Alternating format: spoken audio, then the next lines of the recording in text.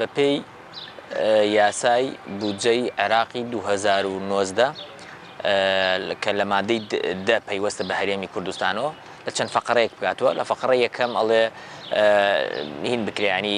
تەصفیح حسابات بکرێت لە بینی هەرێم و عێراقدا لە 2005 تا 2018 ئەمە یەک دوو لە فەقەرەی دووەمە ئەڵێ ئەبێ هەرێمی کوردستان 250,000 بەرمیل تەسلیم کە و پارەکە و تەسلیمی سۆمۆی بکە و سۆمە پارەکەی بخاتە خەزانەی دەوڵەتی عێراقەوە لە فەقەرەی جیما ئەڵێ ئەگەر هات و حکوومەتی هەرێم تەسلیمی نەکرد 250,000 بەرمیلەکە پارەکەی ببڕێ لە بودجەیە بەڵام دوور بێت لە موچەی فەرمانبەران و پێشمەرگە ئەمە وای کردو ئێمە سوود لەو فەقەرەی جیمە ببینین کە موچە بۆ هاوڵاتیان بێت عێراق التیزامی تەواوی خۆی کردووە و موچەی ناردووە ئەوەی کە بە ئێمە گەشت بێت و بە نووسرا و لامانە 4 موچەی ناردووە یعنی مانگی 1 مانگی 2 مانگی 3 مانگی 4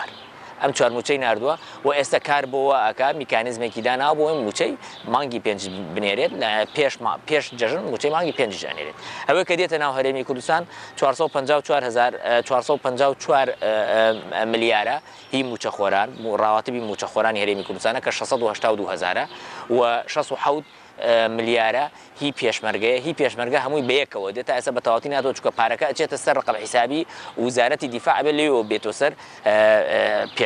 پێشمەرگە بەڵام ئەدرێت تەکید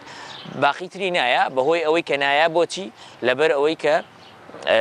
250,000 بەرمیلەکەیە کە ئەو پارە ئەبڕن بەهۆی ئەو 250,000 بەڵام ئەوان ئێستا ڕازیش نین بەو ڕێژەی کە ئەیبڕن ئەمەی کە لای ئەمە ڕوونواش کرایە 5 موچە دێتە ناو هەرێمی کوردستانەوە بەڵام هاوڵاتیان 2 موچە وەرەگرێت 3 موچەی دیار نییە بەپێی لە دوانی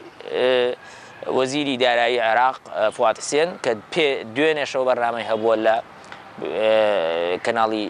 شەرقیە ئەڵێ ئێمە 4 موچەمان ناردووە بەڵام هەرێمی کوردستان 2 موچەی داوە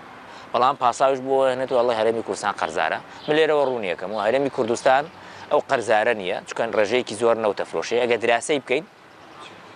ڕۆژانە 420,000 بەرمیل لەو تەفرۆشێ لە مانگیەکەوە تا ئێستا معدلی بەرمیلێکی نەوت تقریبا 67 دلارە ئەگەر ئەمان $10 کەمتریش بیفرۆشن 57 دلارە 57 دلارەکە حسابی بکەین مانگانە کاتە 718 ملیار 718 میلیۆن دلار کۆی بکەینەوە ئەکاتە 3 ملیار و 580 میلیۆن دلار کە بەس بەوە ئەتوانێت موچەی فەرمانبەران بدە جگەلەوەی داهاتی ناوخۆ 200 میلیار دینارە جگەلەوەی بەشێک لە نەوتی هەرێمی کوردستان لە ناو خۆی ئافرۆشێ و ئەو باج و دەرامەتەی کە زۆر زیادی کرۆ بەسەر هاوڵاتیانە و لەگەڵەوەشە پارە لە عێراقەوە دێ کەواتە هەرێمی کوردستان ڕازگۆنیە لەگەڵ هاوڵاتیانی هەرێمی کوردستان و لەگەڵ عێراقیشە بە نەستان وەزیری دارایی هەرێمی کوردستان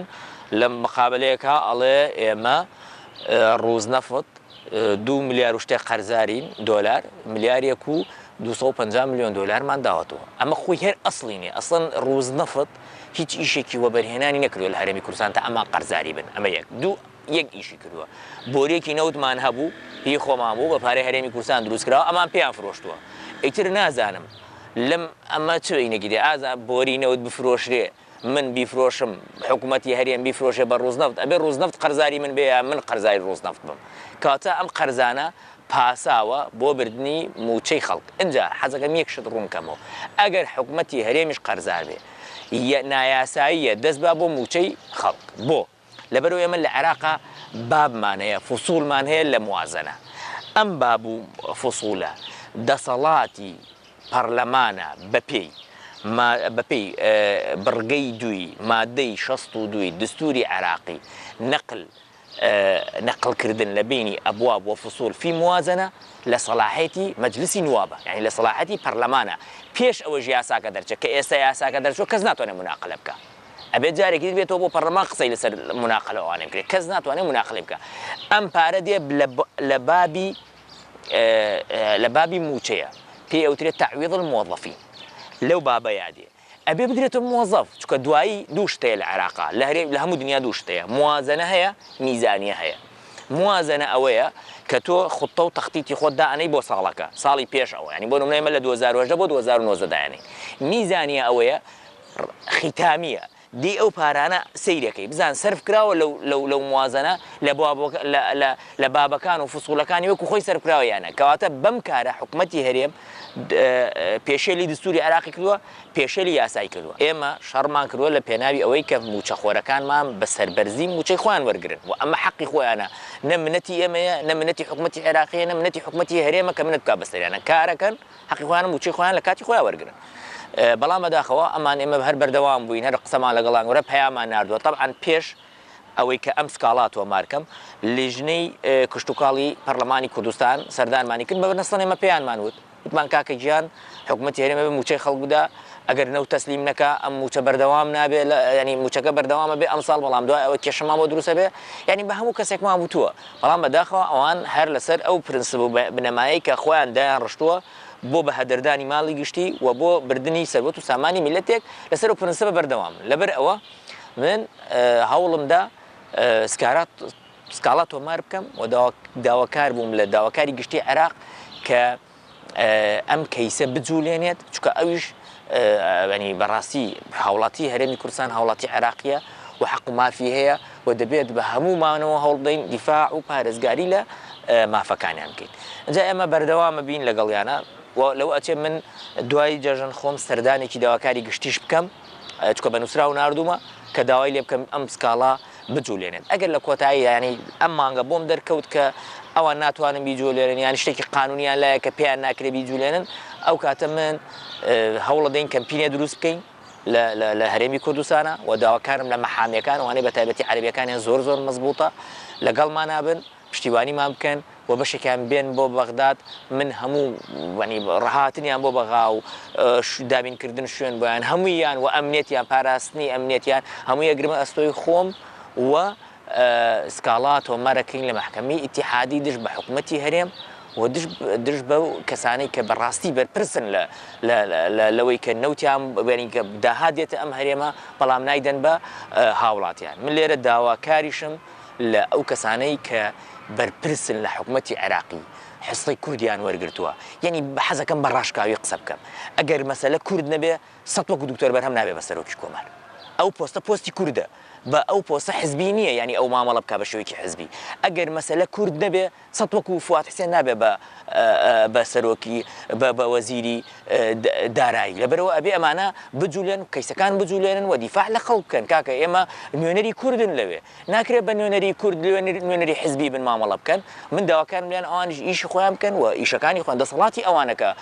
داوای ئەوە بکەن لە حکومەتی ئەخر عیبە بەڕاستی ئەندام پەرلەمانێکی عەرەب بێت لە ناو پەرلەمانە لە ناو لیژنەکانە بڵێ قەینا ئێمە هەموو شتێکی ئێوە قبولەکەین پارەش ئەنێرین بەس کوا هەرێمە هاوڵاتیەکانتان کوا موچە بۆ موچە وەرناگرن یعنی ئەی بە ئەم ئەو بڵێ و ئێمە دانیشتی سەیری بکەین بەرپرسەکانی هەرێم کە بەرپرسە کوردەکان لە ناو عێراقا دانیشن سەیر بکەن هەمووی خەریکی موجامەلەکردنی یەکتریە موجامەلەکردنێک لەسەر قوت و موچەی خەڵک بێ من وەکو غالب قبولی ناکەم و ئەبێ بداهات و سەروەتی سامانی میلەتێک بۆ خەڵک بەکاربێت نەک بۆ بەرپرسانی هەرێم بە ناوی قەرزەوە کە بە بەنکی وەهمی و بە کۆمپانیای وەهمی و بە شتی وەهمی ئەم پارانە بخەنە خزمەتی خۆیانەوە ینی تازە بە تازە ئێمە جارێکی ترەمانەوە ئاشتێورامی دانینەوە بۆ ئەوەی داهات و سەروەت و سامانی میلەتێک با لە تورکیا سەرفیکا بۆ خەڵک لە تورکیا و هاوڵاتیەکانی خۆی سوتەمەنی نەبێ ینی ئەمە ناحەقیە بەرامبەر بە خەڵککرێ ئەبێ هەموو لایەنێک بێتە خەت کە ئەم بەڕێزە مۆزەفێکی فاسدی هەرێ عێراقە بۆ لەبەرەوە ناتوانێت هیچ بکە کە پارەکەیشی بۆ دێ پارەکەش بە جوانی دابەش ناکە ئەمە یەکەم دووهەم ئەوە دەرەخا کە ئەم حکومەتە بە ناوی هەرێمی کوردستانە حکومەتێکی کارتۆنیە گەر پارە لە عێراقەوە نەیە ناتوانێت موچەی خەڵکدا ناتوانێت ڕێگەوبان چاک بکە ناتوانێت کارەبا بدا بە خەڵک ناتوانێت سوتەمەنی بدا بە خەڵک باج بەسەر خەڵکەوە گرانەکە ئیتر ئیشی ئەوان چییە کەواتە ئەمانە مۆزەفێکی فاشلن باشتر وایە جلگ و جوڵیان کۆکەن هەموویان لە ماڵی خۆیان دانیشتن باشترە ئەوان نەتوانن موچەی خەڵک بدەن و چاوەڕێ بکەن هەموو جارێک پارە بێت لە عێراقەوە بۆی بیدەن کەواتەمانەی چیان پێ ناکرێن اینجا حەزەکەم ئەمە ڕوونکەمەوە لە مانگی 2009 هەتا سیوێکی 2019 موچەی فەرمانبەرانی هەرێمی کوردستان هەموو مانگیەک دێت بێبڕان چونکە بە یاسا تەخسیس کراوە بۆیان بە یاسا ئەبڕێ کەسیش ناتوانێت یاسا دەرکات چونکە فترەکەی زۆر کەمە لەبەر ئەوە دڵنیایە دەبە مۆزەفەکانی هەرێمی کوردستان پارەی خۆیان دێت ئەوەی کە نایدە هەرێمی کوردستانە ئەوەی کە حەقیانەخوا هەرێمی کوردستانە ئەوەی کە دەستی بردە بۆ قوتەکەیان وەزیری دارایی و نێچیروان بەرزانی و قوبا تاڵەبانیە نەک ئەوەی لە بەغا ئەکرێت ئەگەر بزانین لە بەغداوە نایە ئەمە شەڕی بەغدا ئەکەین بەڵام ئەگەر بزانین پارە ئێ بۆ ئێرە و ئەمان نایدەن بە خەڵک شەڕی ئەمانەکەین